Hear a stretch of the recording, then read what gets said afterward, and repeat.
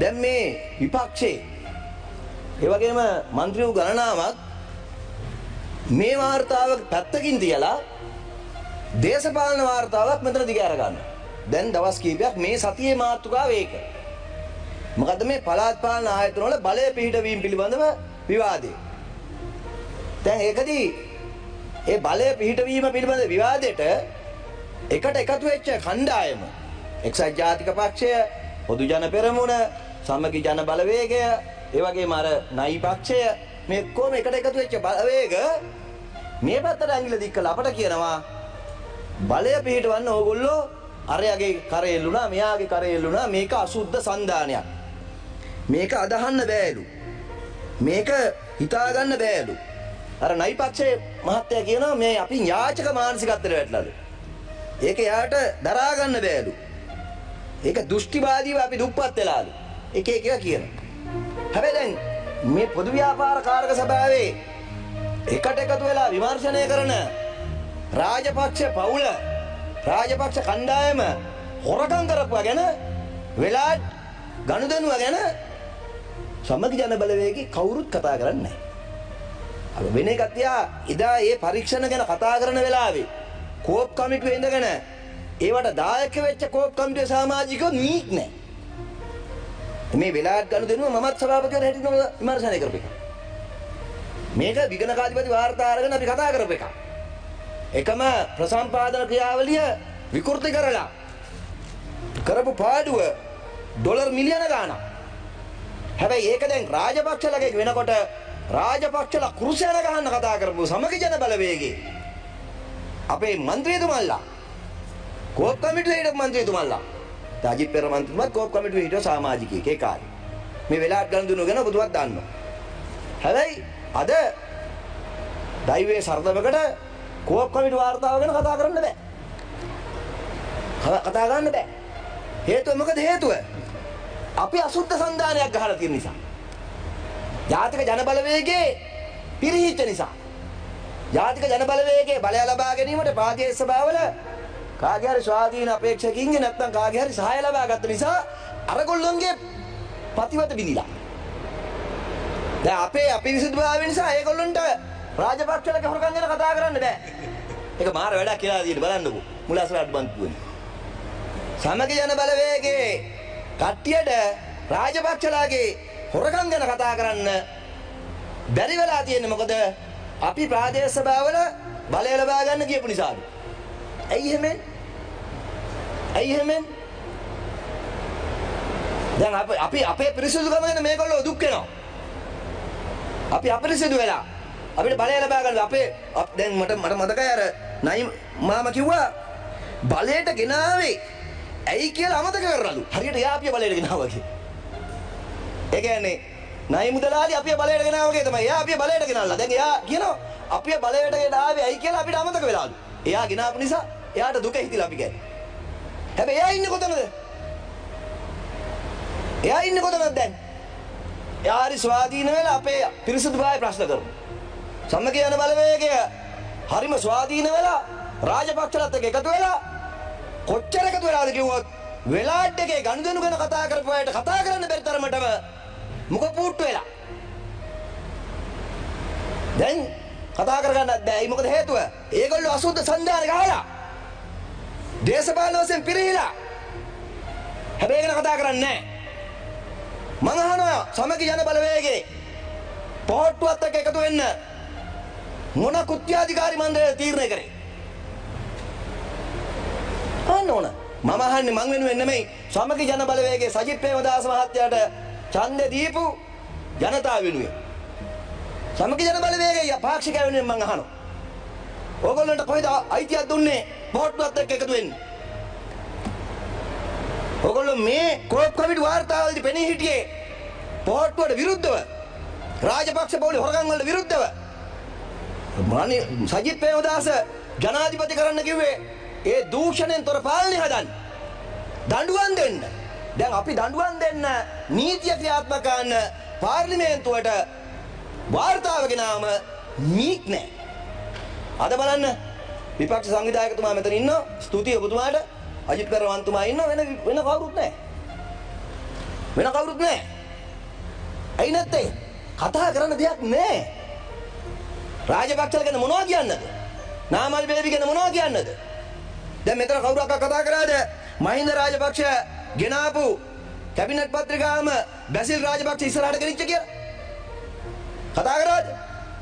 කතා කරන්න බෑ. මම කියන්නේ අද පොදු ජන පෙරමුණේ පොහොට්ටුවේ മന്ത്രിවරයෙකුට තමන්ගේ පක්ෂ ගැන අඩුපාඩු පෙන්වලා දෙන්න තරම්වත් ධෛර්යයක් නැහැ සමගි ජන බලවේග කෙනෙකුට කතා කරන්න. ඒ තරමටම ගොළු කරලා තියෙන්නේ මේගොල්ලෝ. එතන සන්දානෙ තියෙන්නේ ඒක. එතන සන්දානෙ තියෙන්නේ ඒක. ඒ සන්දානෙ ඇතුළට ගිහිල්ලත් එක්සත් ජාතික පක්ෂයට බැරි වුණා අඩුතරම එක සභාවක්වත් පිහිටවන්න. සමගි ජන බලවේගයේ එකක්වත් නැහැ. එකතු වෙලා කරගන්න. මම දැක්කා පොහොට්ටුවේ සභාවක් කොහේ හරි පිහිටෙව්වා. පොහොට්ටුවේ සභාවක් පිහිටෙව්වා. එතකොට ඒක සහාය දෙන්න සමගි ජන බලවේගයේ ලැබුණ අනුමැතිය මොකක්ද?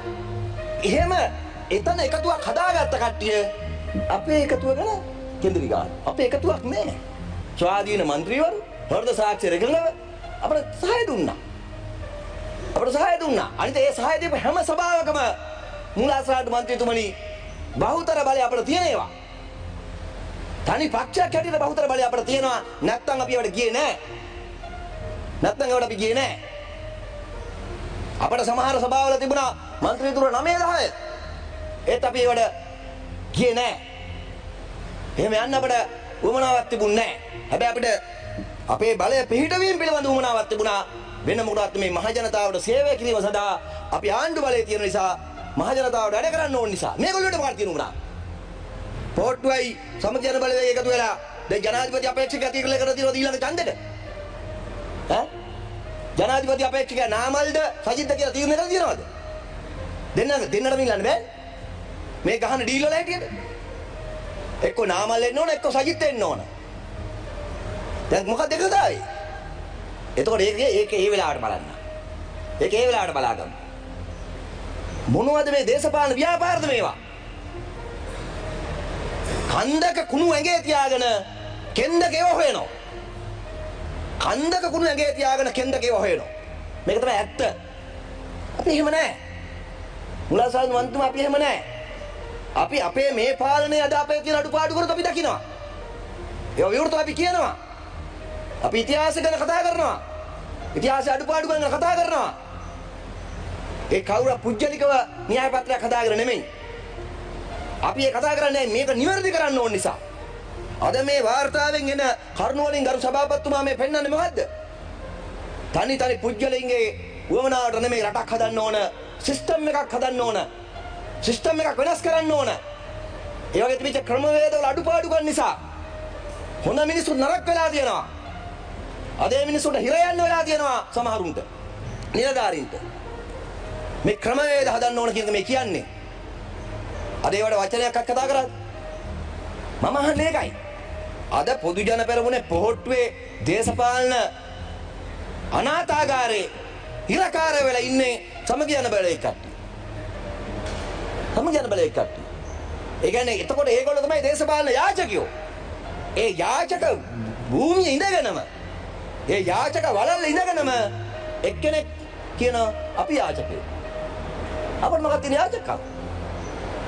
අපිට ප්‍රාදේශ සභා නැති තැන් වල වුණත් අපේ ආණ්ඩුවේ මැදගත මුදල් තියෙනවා. ප්‍රතිපාදන තියෙනවා. අපි ඒව හදනවා.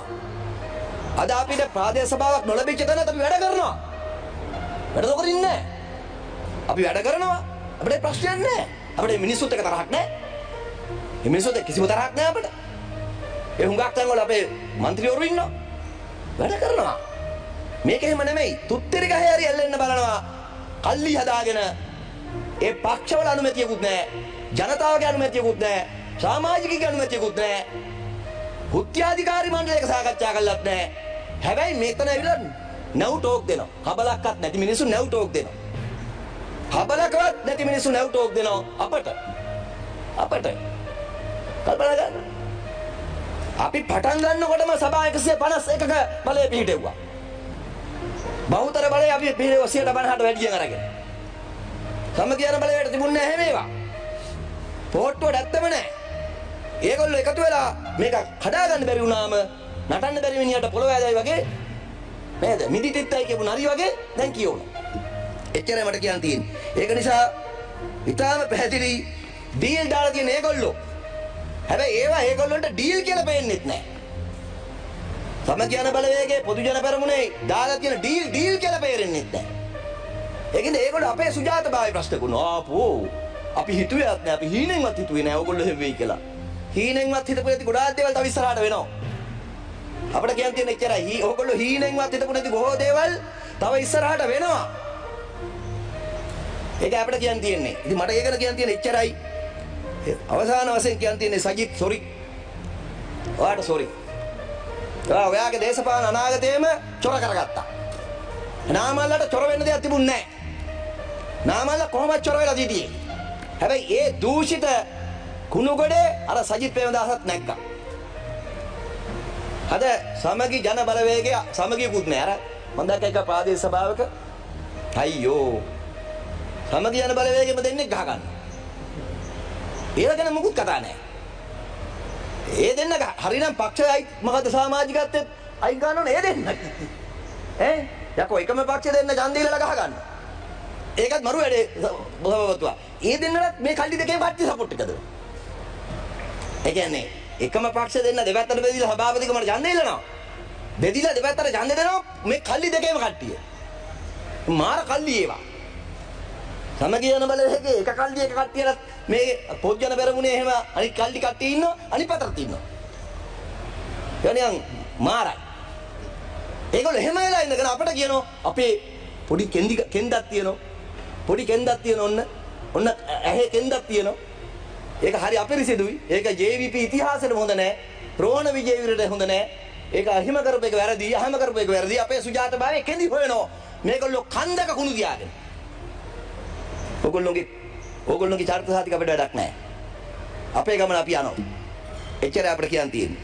කරු සභාපතිතුමනි මම මේ කාරණා ගැන මම කතා කරද්දී විශේෂයෙන්ම මම මගේ අමාත්‍යාංශයට අදාළව තියෙන මණිකා සරණාභරණ අධිකාරියේ කරුණු ගණනාවක්ම ඉදිරිපත් කළා තියෙනවා මේ වාර්තාවේ. මම මේ කරුණු ගණනාවටම එකගතාවේ බල කරනවා. ඒ වගේම මම අමාත්‍යාංශ හැටියට ඒ සඳහා වන පැහැදිලි කිරීම වර්තමාන ප්‍රගතිය 2025 6/19 අදට පොදු ව්‍යාපාර කාර්ක සභාවේ වාර්තාවට අදාළව අපි අපේ අමාත්‍යාංශ පැත්තෙන් ඉදිරිපත් කළ තියෙන පැහැදිලි කිරීම ඒ වගේම අවබෝධය හැදීම රෙස්පොන්ඩ් කිරීම මම සභාගත කරනවා. මම ඉල්ලා හිටනවා ඒක හැන්සාඩ් වාර්තාවට අතුල් ගන්න කියලා. මොකද මේ කෝප් වාර්තාවේ මණිකා සරණාභරණ අධිකාරියට අදාළව කාරණා ටික පැහැදිලි වෙනකොට මම හිතනවා මේට අදාළව අපේ අමාත්‍යාංශ පැත්තෙන් අදට අදාළව අද දිනේට අදාළව තියෙන පැහැදිලි කිරීමුත් ඒ වාර්තාවට මේ හැන්සාඩ් වාර්තාවම ඇතුළත් වෙන එක පරිශීලනය කරන කෙනෙකුට වැදගත් කියලා. තවත් මෙවැනි වීඩියෝ නැරඹීම සඳහා Cflix YouTube නාලිකාව සබස්ක්‍රයිබ් කරන්න.